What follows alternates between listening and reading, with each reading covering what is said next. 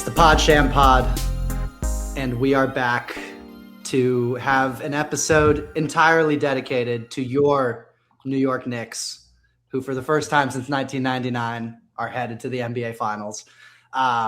Joined as always by my co-host Drew, who's going to try his best to rain on our premature parade. Go New York, go New York, go.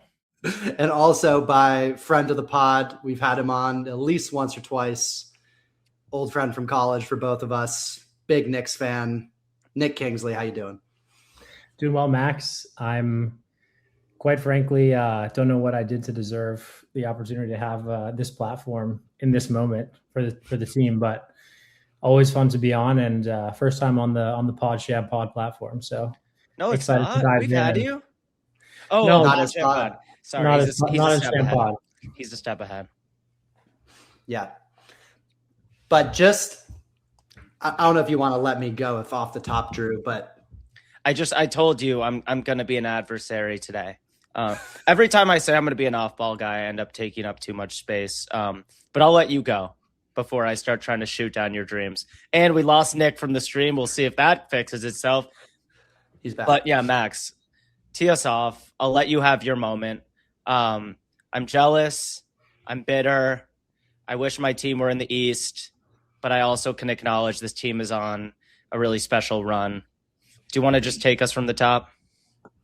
Yeah, I'd be curious to hear Nick's thoughts about this too. Just the journey over the course of this year, where going into the year, me and I felt like most Knicks fans thought, with the injuries to Boston and Indiana, like even if Mike Brown is the exact same coach as Tibbs, or even a marginal downgrade, with a couple of like the depth moves they've made and the injuries in the rest of the East, this is their best chance to make the finals since I've been a fan, which probably goes back to about 2005.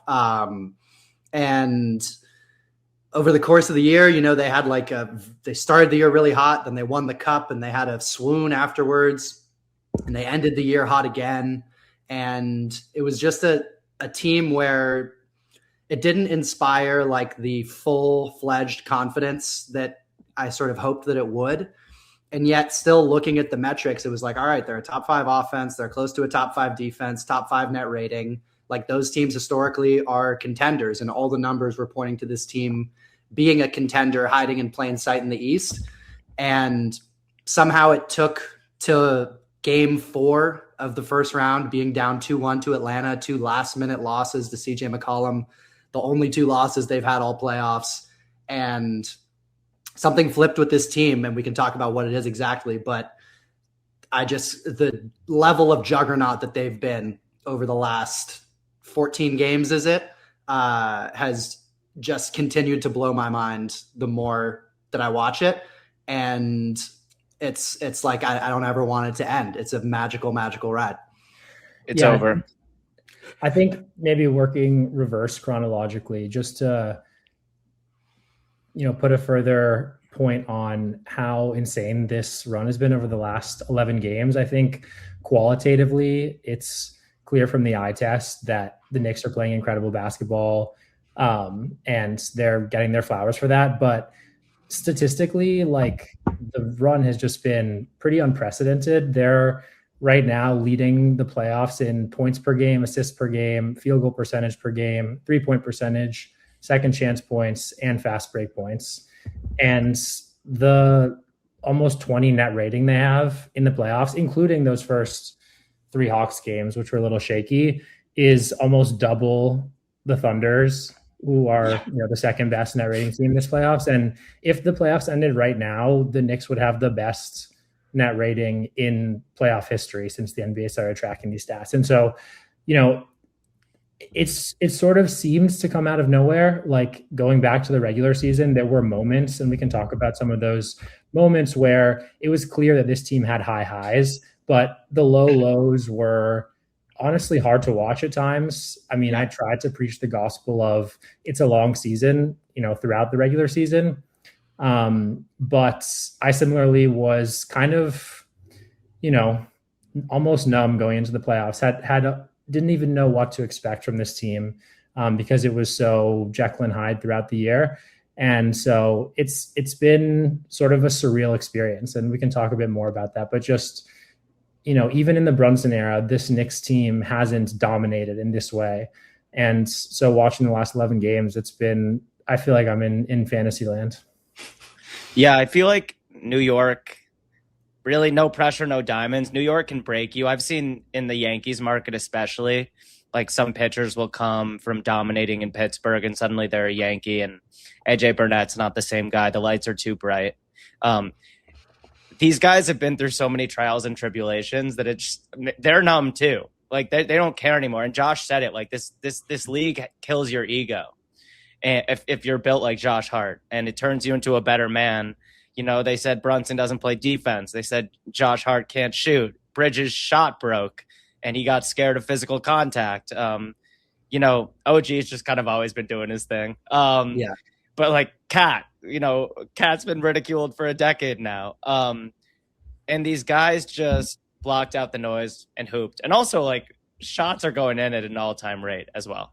Yeah, I mean, to your point, every single guy on this team was written off at some point in their career to some degree. Like Jalen Brunson, second round pick, when he signed with the Knicks, it was seen as a overpay by, the consensus media. Not on this pod.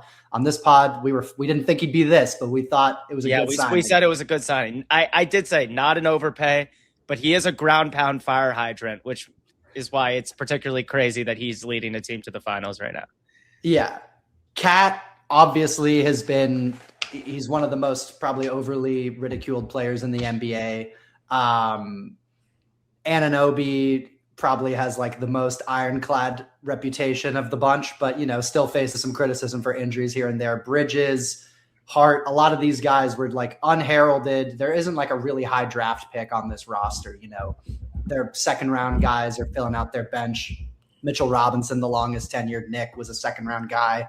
Same with Miles McBride. Landry Shamet, I think, was late first or early second. So, and I want to get to Leon Rose at some point. I'm gonna wait on that, but just Leon Rose being like the one like negative right now. No, you know what? I'll do it now. Because, and this is honestly where I wanted to start, because Leon Rose takes over in, I think, February of 2020. It was like It was right in the early stages of COVID, where I remember watching his like intro presser over Zoom in like one of the first few weeks of COVID, of just like this one of the few pieces of like content for me to consume as a Knicks fan with the world shut down. And he's just, to me, he is proof that like if you are a moribund franchise, and like it is impossible to overstate how disastrous the Knicks were from basically, with the exception of like 3 good Melo years, and that's probably being generous, like 2 good Melo years, from about the time I started being a fan with the Isaiah Thomas and Larry Brown days, all the way through the Phil Jackson and Steve Mills and David Fizdale days. All you need is one good hire. And for the Knicks, it was Leon Rose. And he's made some moves which you can criticize. I would say the vast majority of his moves have been wins. A lot of like moves that looked like singles or doubles at the time that turned into doubles and home runs. Like the Brunson signing looked like a savvy pickup, turned into an absolute grand slam. Same thing with the Josh Hart trade. Looked like a good trade in the moment, ended up being a great trade. OG Anunoby, there was some, hand wringing about if the Knicks were giving up the best asset in the deal and Emmanuel Quickly in some corners, and if they were going to overpay OG Anunoby as a result. The fact that they got OG without giving up a first round pick is like mind blowing with how he's playing right now. And even the Cat trade, I think now with how he's playing and the player that he's made himself into, being like, a rock solid rebounder. He's been a good defender for the second half of this year, and he's just started to like cut out all of the maddening fat from his game offensively, and is by the numbers, he's having one of the best like advanced stat playoffs we've ever seen by someone not named LeBron, Jordan, or Jokic. It's just, there it is. You can't overemphasize the job that Leon Rose has done. And my thing with him has always been that he's basically been like the guy who traded the paperclip into a house, where like he just marginally won all these different transactions, acquisitions, draft picks around the margins. And he took this team that when he took it over, their best asset was a rookie year RJ Barrett and a second year Kevin Knox. And he's turned it into this team that is a finals team. It's just crazy. I wouldn't call trading Cam Reddish, Ryan Arcidiacono, and Chris Murray for Josh Hart marginal. I think that one was a little bit of a full step. But yeah, he's gotten you here. And I got to say, like, the Bridges trade was a massive overpay objectively. But this is starting to feel like the Wolves trading for a Gobert. Gobert's better than Mikal Bridges, but, like, you're here. You're in the finals. This is what you do it for. And so, like, you know, Leon will have the last laugh. Regardless of this finals, he got them there. Yeah, I don't have too much to add on Leon other than to say that I think his wins have been, to Drew's point, clear, significant wins. OG, Hart, the Brunson signing, and the moves that are maybe still criticized or in the process of being judged. The Mikal trade, the Cat trade, those are sort of on the margins. And so there, it seems like since he took over, the Knicks haven't taken a big step back. I mean, you can debate some of the trades at the margins. Some were clear home runs. Most were singles and doubles. But I think critically, the Knicks have just consistently gotten better and better and haven't, made any significant missteps, really. And I think that's just good stewardship of a team. Yeah, and he's also drafted pretty well for, like, where they've been picking. Like, he got, maybe his first pick is probably the one to criticize him for, taking Obi Toppin at 8. But after that, Emmanuel Quickly at 25, who then becomes, like, the key piece in the OG deal. Deuce McBride in the second round. Quentin Grimes, who, becomes part of eventually the asset train that leads to Mikal Bridges. Like, you're going to need him. Don't let me get started on Mo Diawara. Yeah. Yeah. Dude, when Mo Diawara stands up straight, I feel like he's cat's height. His posture is terrible, and then I'll see him, like, in a huddle. I'm, like, certain he's listed at 6'9". I think he's 6'11". 7'4" wingspan, by the way. Yeah, he's built for it. Yeah, that's a good point that they haven't taken a step back, especially because the East has just been wide open. If you can just give yourself another bite at the apple, not fall apart. And, they traded DiVincenzo, which is always painful because he's a very, very lovable, effective basketball player. But, like, I guess the Villanova chemistry bet worked out from what you got from DiVincenzo. And the fact that this team has had enough chemistry to not crumble through a couple of disappointments. Not that they've been a massive disappointment. They keep being in the mix in the East, but there have been these heartbreaking ends to seasons that, like, it feels like if it were the Cavs or the Celtics, they might have sort of broken apart at their core. Yeah. And the Knicks just kind of come back and they're volatile. Not right now, but it never feels like they quit on themselves. Yeah, on that. Honestly, this series against Cleveland, and we did an episode, I think 2 ago with our friend of the pod, Spencer Davies, who's a Cavs reporter. Hasn't been seen in 48 hours. Yeah, haven't heard from him since the pod.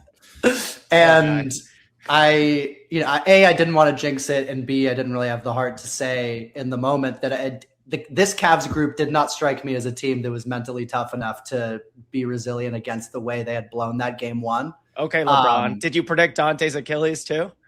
And I actually came away more impressed, to quote Ryan Russillo, with the 2025 Knicks for making the Eastern Conference Finals at least somewhat competitive after the way they blew game 1 last year. Yeah, no, it's true. That's the take. That's the take.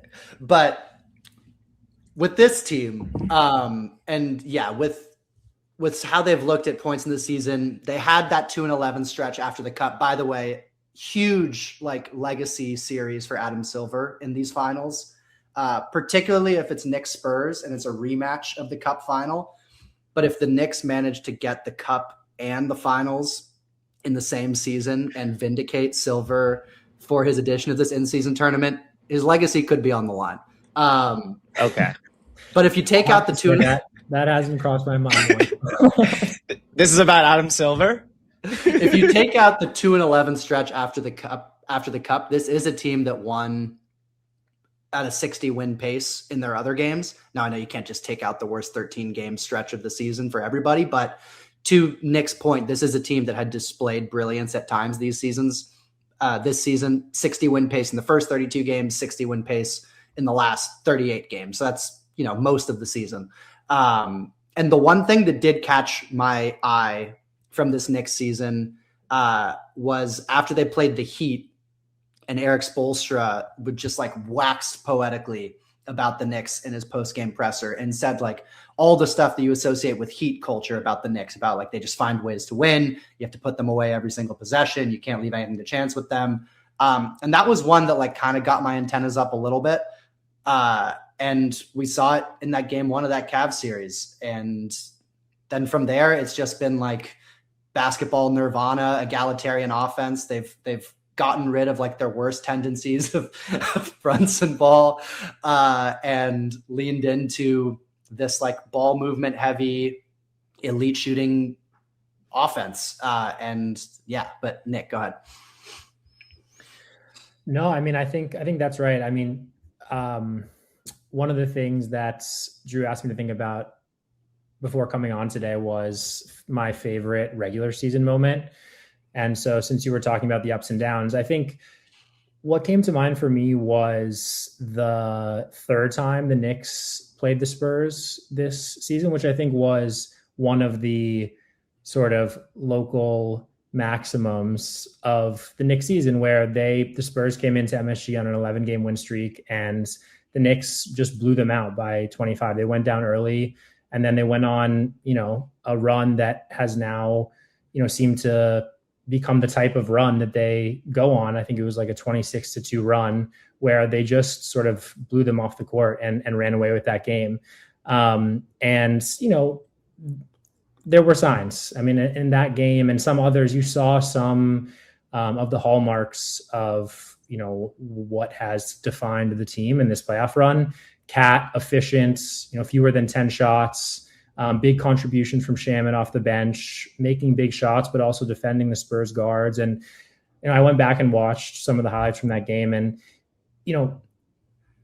it was never a clear picture, but if you squinted at this Knicks team, it was always the outline of a great team was there. I think it was just always a question of would things come together at the right time. And this year just has for us. And I think the maddening and crazy and wonderful thing about sports in general and basketball and the NBA in particular is,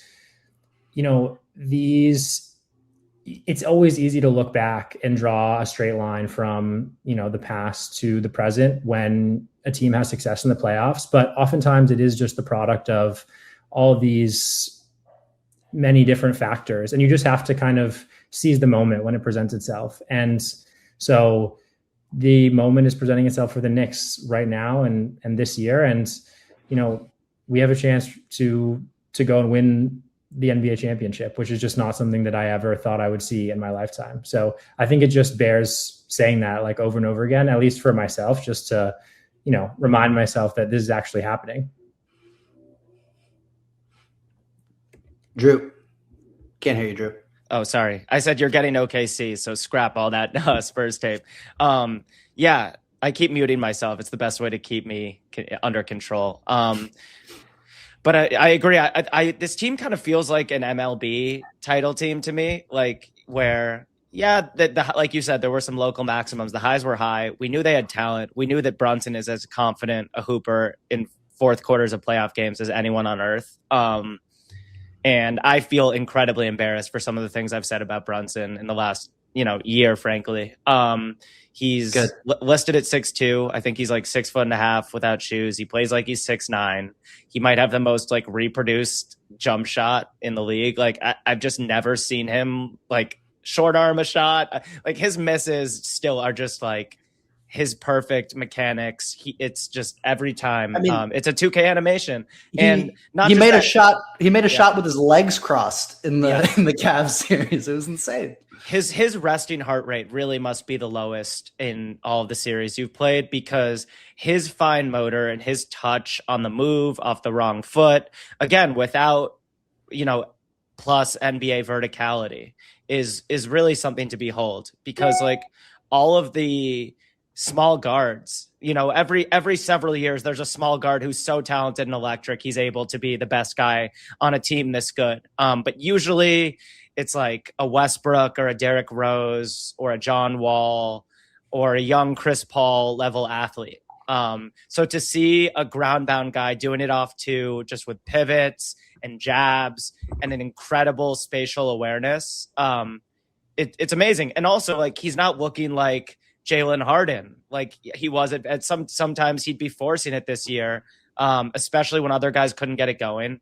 And I feel like there's been significantly less heliocentric Brunson ball, which has also made him more likable in my eyes.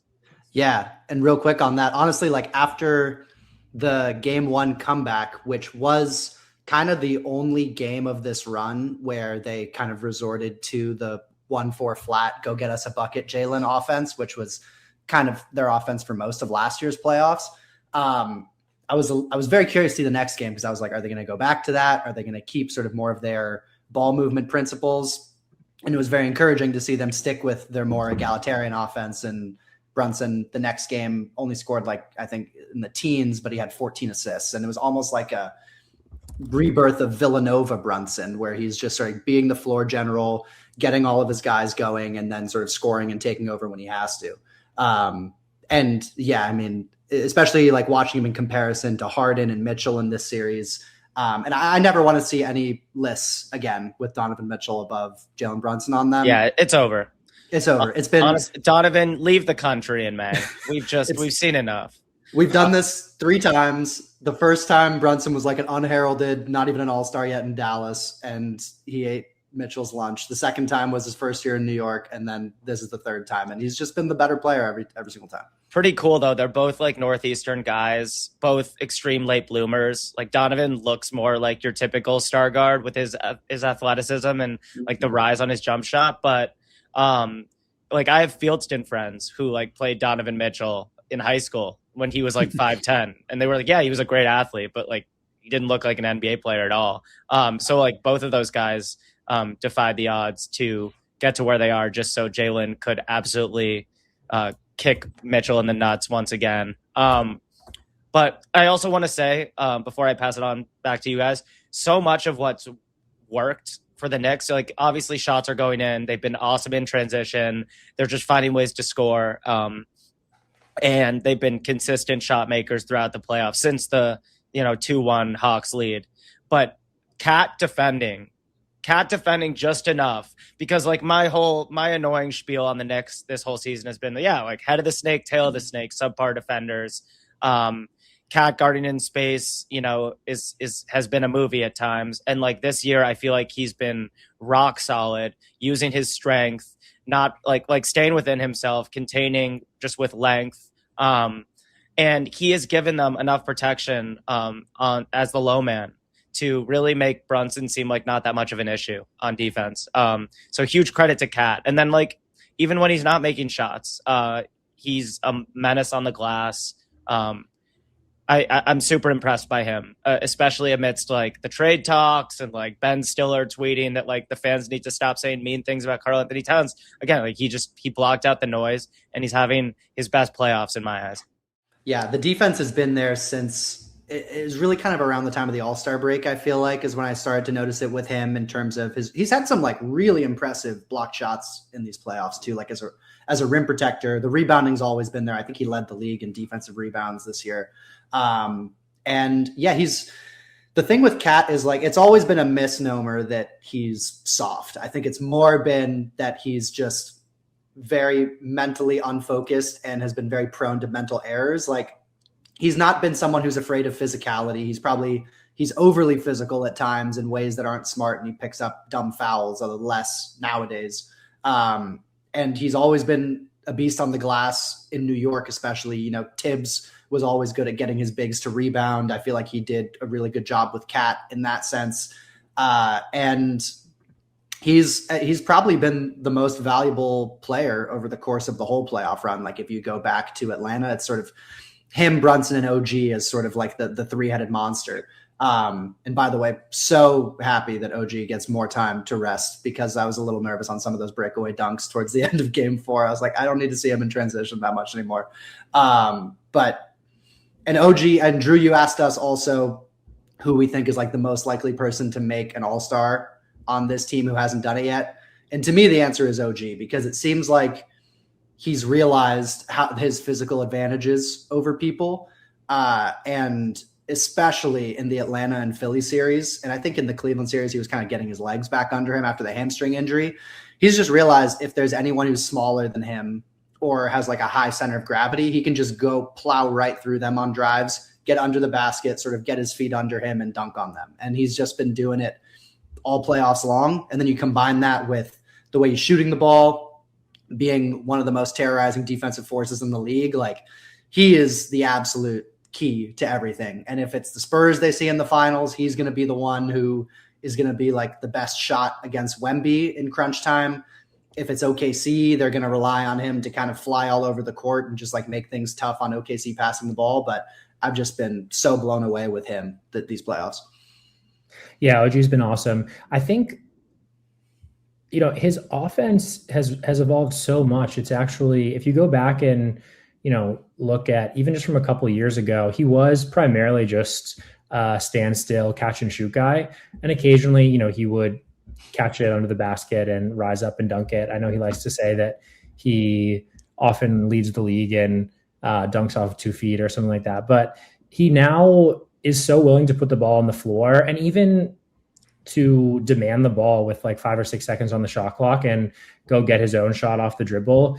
And he's developed this sort of traditional step back that doesn't involve any kind of like gather, harden package. It's just, you know, put his shoulder into a guy, 1 step back, shoot off of 2 feet. And he makes that so consistently that I'm surprised when it doesn't go in these days. And that has been a big evolution. OG is the obvious answer for most likely to make an all-star who hasn't. Yeah. I'd be surprised if he didn't make an all-star. I realized I should have excluded him. But my answer to that question was going to be Mo Diawara. That's what I wanted. Yeah, but we don't need to get into that rabbit hole. But yeah, 6'9" with a 7'4" wingspan, and he can flat out shoot it. But I've actually been surprised he hasn't featured at all this playoffs. He's pretty young, only 21.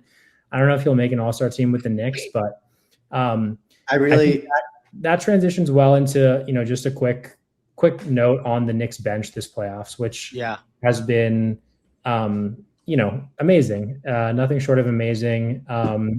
Individually, performances from Shamet, of course, but McBride has had big games, obviously hitting 7 threes to close out the series. Alvarado has come in as a spark plug, had some big moments. Obviously, Mitch doing his thing. Still can't make a fucking free throw, but, you know, if he could, then he would be the most likely to make an all-star team. Underhand, please. Underhand Mitchell. Yeah, underhand Mitch is the offseason project. But I guess even Clarkson, by the way. Clarkson, yeah, you could go on and on. And I think that is, you know, Max asked me to, you know, think about maybe what's different about this Knicks team. And it's both, you know, a willingness to play the bench, obviously, which many people have talked about that Tibbs never displayed, but also, you know, with that increased responsibility, just, you know, an associated kind of leap by all of those guys. And that's just paid dividends this playoff run because, you know, the bench has been awesome and I think has sparked a lot of the big runs or kept them going when, you know, Brunson and Cat have been sitting. Yeah, I've seen a lot of like Tibbs would never when it comes to the amount the bench has been playing in the playoffs. And, you know, there's probably a degree of truth to that, but also this bench is, as you said, is way better than any bench that Tibbs had at his disposal. And coming into the year, I thought the coaching change could be a big thing going from Tibbs to Mike Brown. But the biggest difference with the roster was sort of upgrading from Campaign to Jordan Clarkson and later Alvarado at the trade deadline. Going from Landry Shamet with 1 arm to Landry Shamet with 2 working arms was a big difference. And then just another year of progression for McBride and a healthier Mitchell Robinson, which he played like 20 or 30 games last season. 10 boards in game 4, America's lob threat. Is this the series that we finally see like 28 minutes a game of Mitch? I don't think if it's the Spurs, maybe. Against the Thunder, I'm not so sure. I mean, I do think in both matchups, the Knicks are going to pound the offensive glass. And that's actually something which they haven't had to do that much because their offense has just been so efficient. Like there aren't that many offensive rebounds to go around. They're making so many damn shots. It's an advantage they should have in both of those matchups. And Mitch did provide a lot of issues for Wemby in the games that they played. So I think especially in that Spurs matchup, I'd see more of that.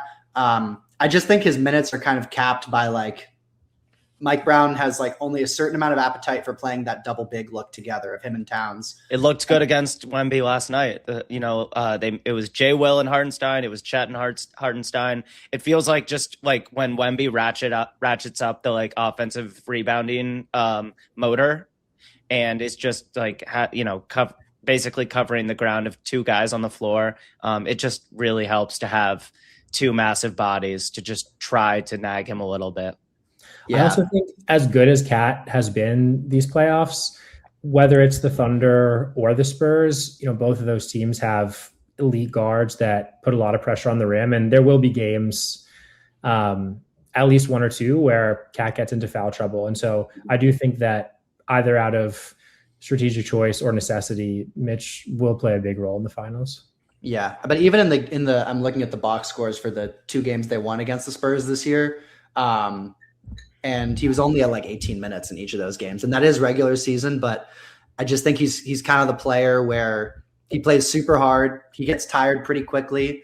Teams try to play him off the floor with the hack-a-Mitch, which that's the one subplot of like the one negative of these playoffs has been that he kind of hasn't been able to find his way in a lot of series because they just go to the hacka and Mike Brown's just like, all right, our offense is flowing too good for this. Like, let's just go back to work and we'll take him out.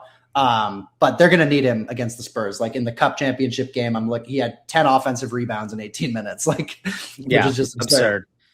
There are two guys I've seen actually bother Wemby this season.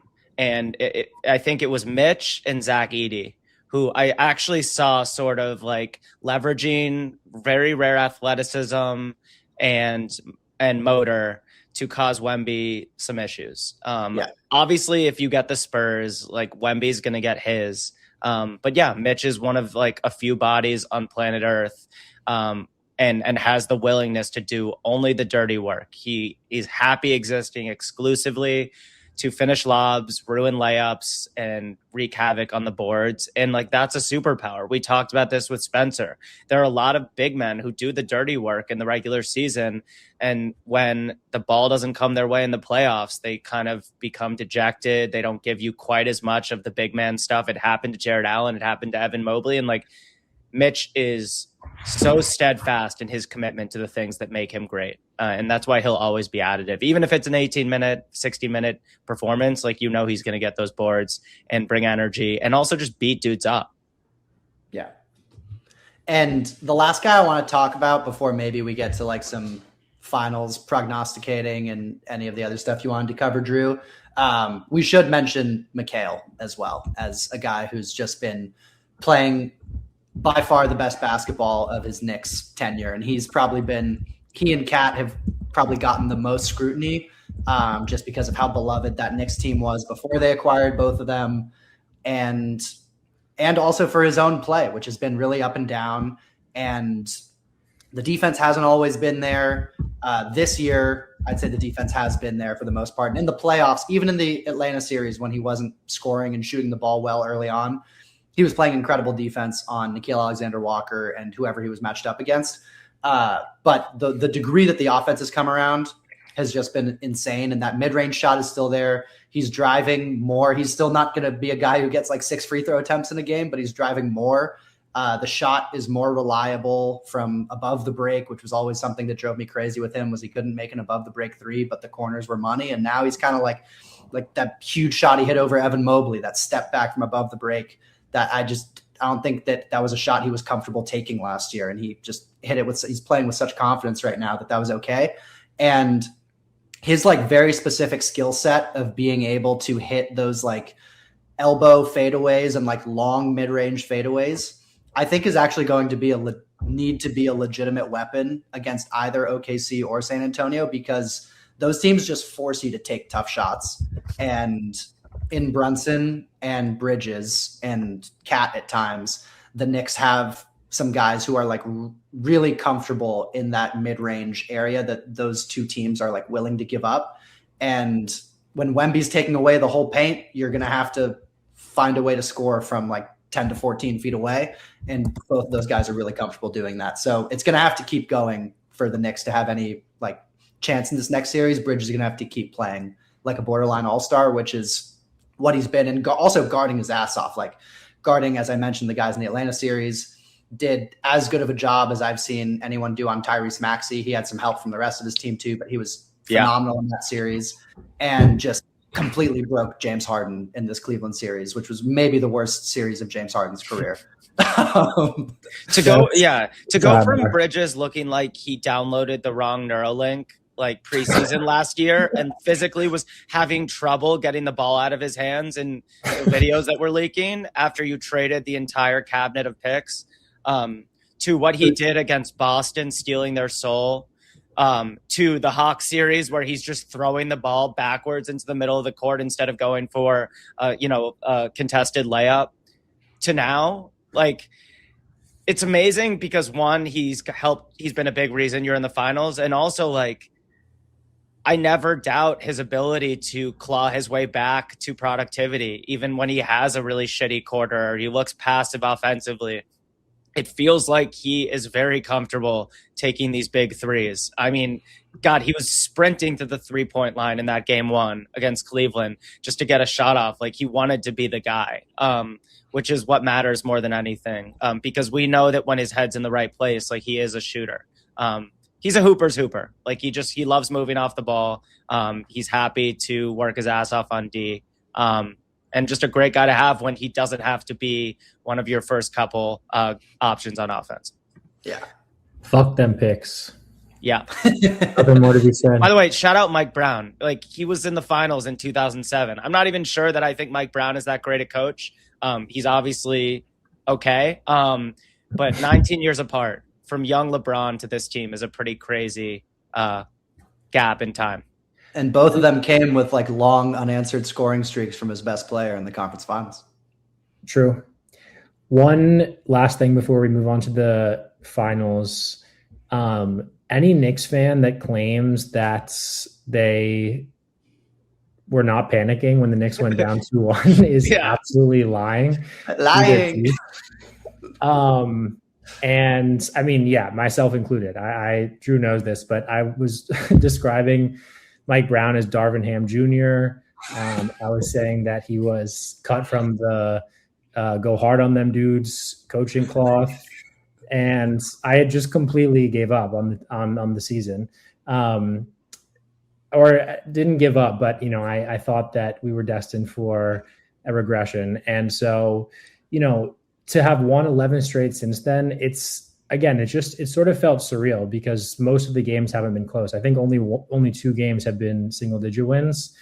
And so it's just, looking back at how we got from point A to point B, it's a huge gap. And I don't think any Knicks fan could have ever thought that this would happen, down 2-1, having to go win one in Atlanta. And you're not getting significant minutes from Kolek, Dadier, Huck Porty, McCullough.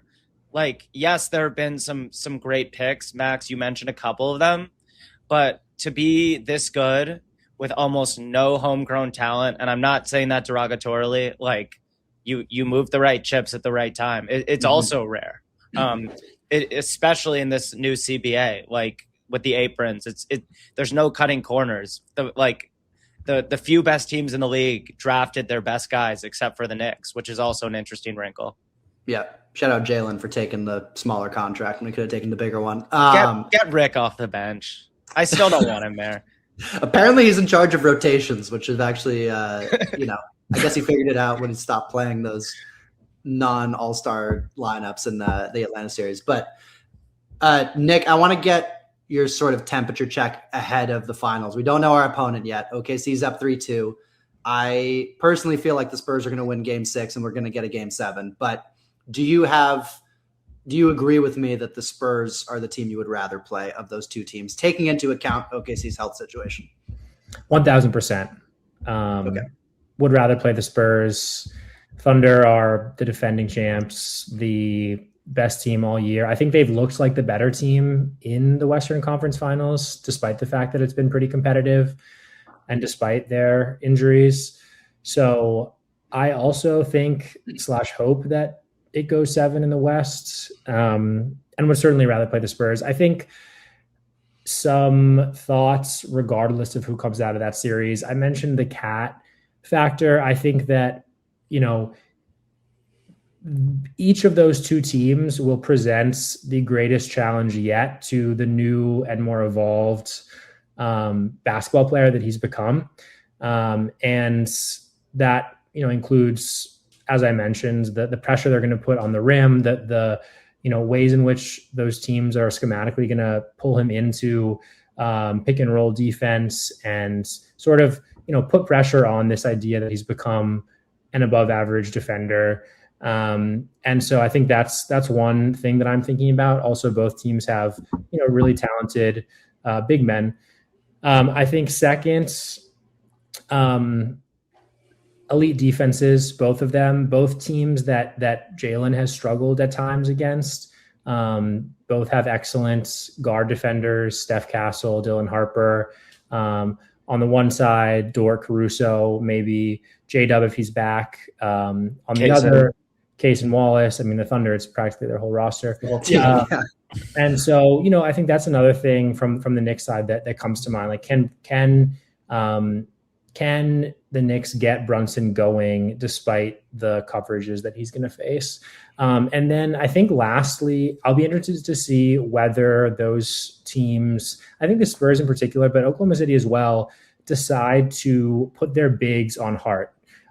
We haven't really seen, since he made 5 threes against the Cavs, we haven't really seen teams. Well, the Cavs went away from that. Teams have sort of gone back and forth with that approach. And so I'll be interested to see how those teams choose to defend Hart. Yeah. My rationale for having the Spurs as my preferred opponent also is pretty similar. I just think with OKC, as you mentioned, their whole team is equipped to defend Jalen Brunson pretty much. The Spurs, I think Castle gives them a lot of trouble, although Castle is prone to fouling, which has come into play in this Thunder series, and I think could come into play against Brunson as well, who's not the elite foul drawer that Shea is, but is close on his heels. So with that, I think everyone else in the Spurs, I think Brunson can be like pretty comfortable against. Carter Bryant maybe could give him some issues, but the rest of the team, I think he could be like, they're not going to pose a stiffer challenge than some of the defenders he's faced so far this year one-on-one.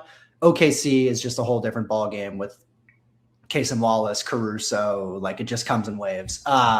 So that's definitely one reason why I prefer the Spurs. Obviously, the scary thing with the Spurs is Wemby and just his potential to completely shut down an offense and just not being a player like anyone that we have played in this playoff series, this playoff run so far. Shea is kind of like the most evolved version of the guards we've gone through. It's almost like we're leveling up every round from McCollum to Maxey to Mitchell, although now I'd argue maybe Maxey's above Mitchell, but Maxey to Mitchell and then to Shea. But we have bodies to throw at Shea. Like we've got Mikal Bridges should be well equipped to guard Shea with his length compared to like most defenders in the NBA. Like he's not going to be a Shea stopper, but as well equipped as you can be. OG can take turns on him. McBride, Shamet played some really good on-ball D against Donovan Mitchell. Like we have bodies for those types of players. Whereas the Wemby, it's OG. Can he be like the Wemby stopper or some Mitchell Robinson, Cat if he can be disciplined? But that's just a much more like unorthodox lineup or unorthodox like player to match up against. But in general, like I just trust the experience advantage. A lot of the Spurs shooters like having to take those big shots in MSG on the road, like in the finals, those are really high pressure shots. And we've seen them struggle with shooting in this OKC series as the pressure mounts and the fatigue mounts. I just think that's going to be an even bigger factor. And the Knicks are really good at helping off of bad shooters also, which is something that they use to weaponize on their defense and kind of hide, Brunson at times or Cat in the past. So Yeah, OKC's scarier for sure. Like if they were fully healthy, I would give us probably a sub 10% chance of winning that series. Wow. With J Dub and AJ both dealing with kind of hamstring and calf strains, which can be lingering. And I don't know if we're going to see them until, game 1, game 2, game 3, game 4, never, who knows? It's a more significant chance. I still would favor the Thunder. I would probably be more in like the maybe 40% range if those guys are going to be really hobbled, just because the Thunder don't have enough secondary creation outside of Shea. Whereas the Spurs, I would see as like a true coin flip series if it's the two of those in the finals. Yeah. Drew, tell us why we're delusional. You're not, because the Pacers pushed them to 7. And it's a what if that history will forget for the most part. But if Halliburton doesn't get hurt, I was in OKC for that game 7. Butts were getting tight. Nembhard was wiggly as ever on the ball. Halliburton was making threes. TJ McConnell is just built for those nights. Like they're beatable because their offense gets stuck in mud. And there's an argument that when it comes to like closing fives, even if it's the Thunder, your guys are a little bit more versatile offensively, like catching it on the second side. Your ancillary guys, where it's, Caruso, Kaysen, Isaiah Joe, whoever the wings are or the off-ball guys of the night in their backcourt, you just have guys that are a little bit more comfortable putting the ball on the deck, a little bit more experienced, even if, this is the defending champs we're talking about. So I don't think it's crazy. I just... I think Isaiah Hartenstein outplays Cat over the course of a 7-game series. And they probably have the best guy in the series, even though every time I write Jalen Brunson off as the best guy in a series, he makes me look dumb. It's definitely not crazy. But it's the fucking Thunder. What else is there to say?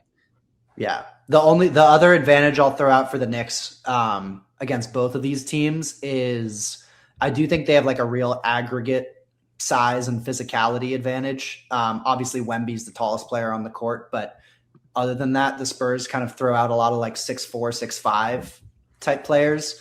And the Knicks, when they go double big, they're massive. They can throw out lineups where everyone is like functionally 6'8" plus with how long McHale is.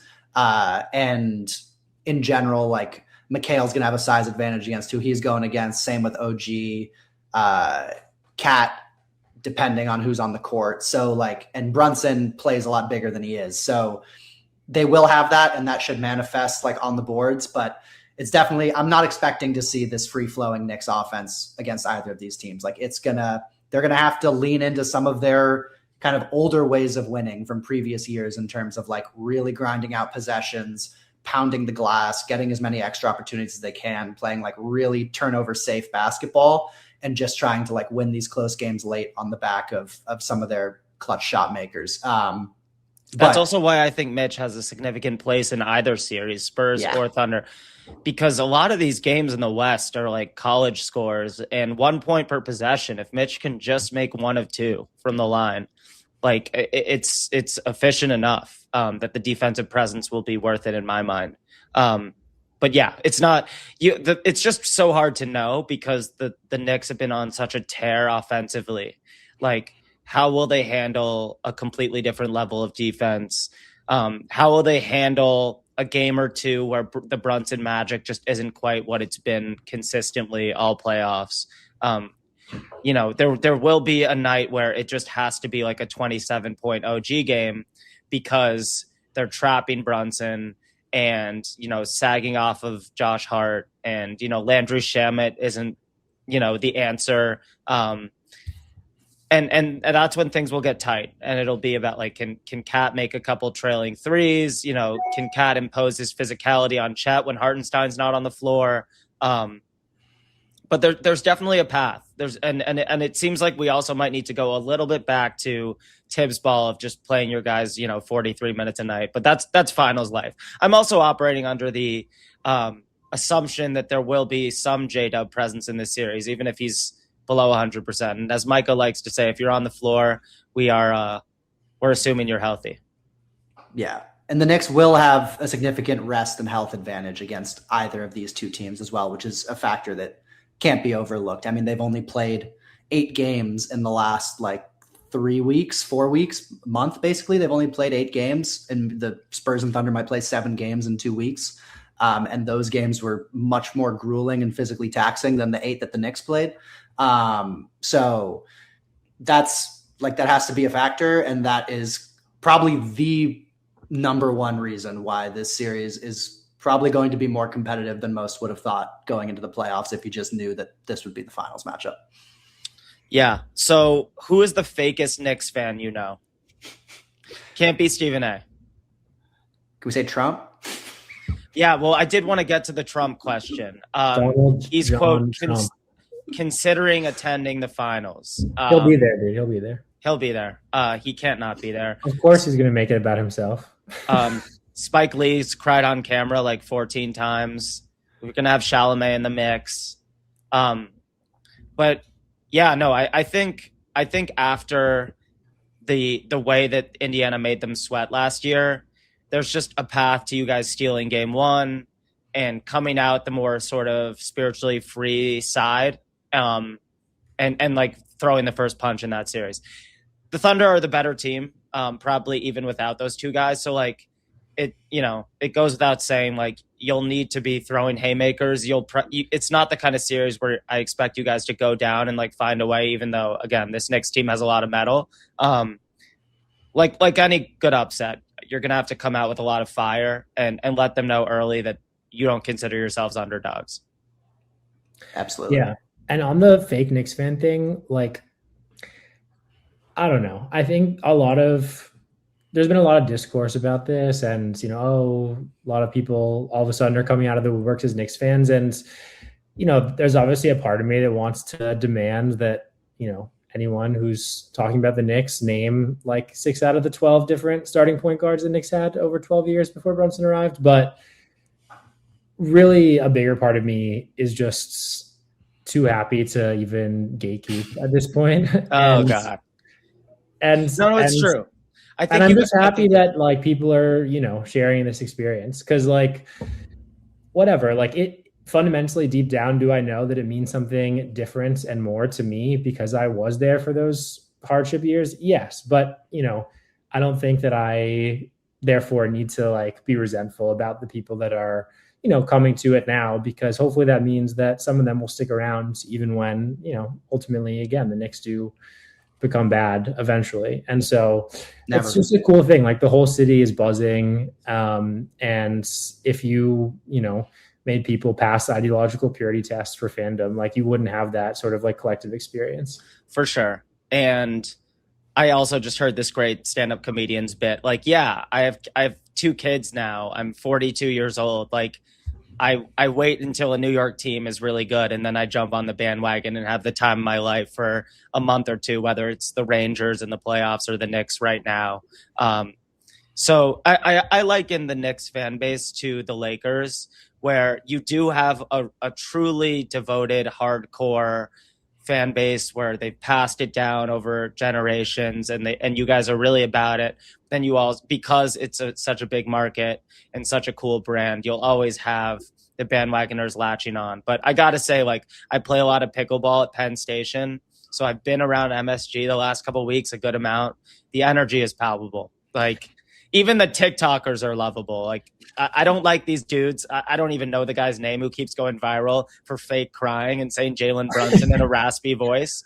But it is really cool. Young people are just packed outside MSG, making content on camera or not, just having the time of their lives. It's beautiful. And I think that's what's been so amazing about this Knicks run. Not to be too corny about it, but there's obviously aesthetic beauty in sports, in the play itself, and basketball is a beautiful game, but the deeper meaning is always in that sort of social function it has in creating shared meaning amongst a group of people. And genuinely, for a lot of us, I think, especially, I don't know, young people, it's maybe the closest thing we have to a religion. And you build this relationship with an institution, this team over time.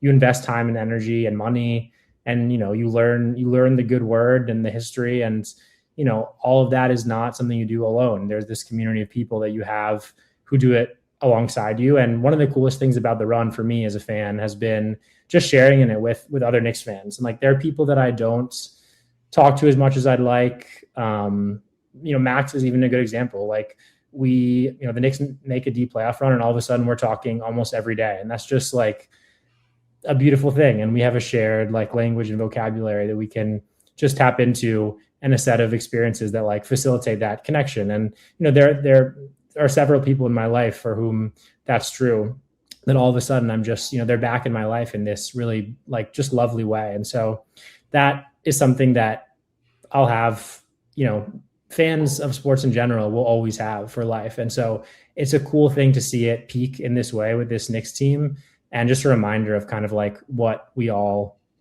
invest so much into this sort of absurd endeavor for. Yeah.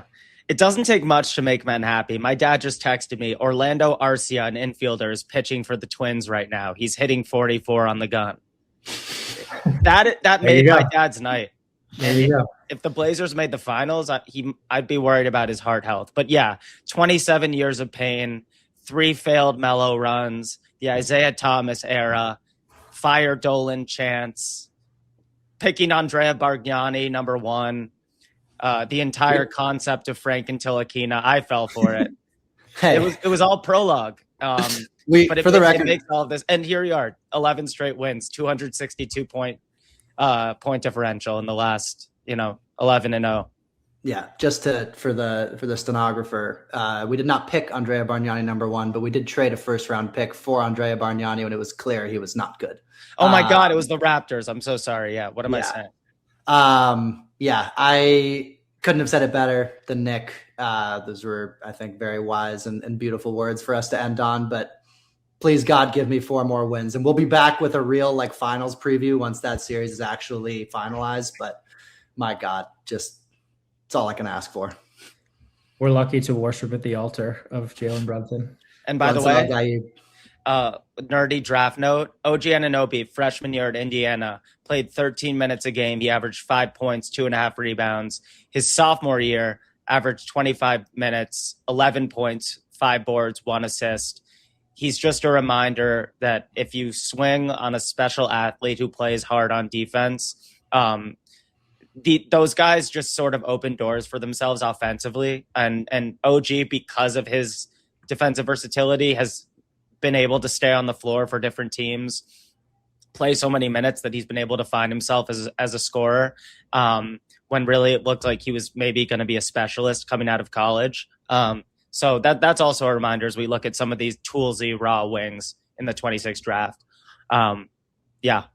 Don't worry about low usage when a guy has a body and a motor defensively like he does. Yeah. Carter Bryant, is that you? Yes, sir. All right. I think I've probably got to go, but that's as good a place to wrap as any. Nick, appreciate you coming on.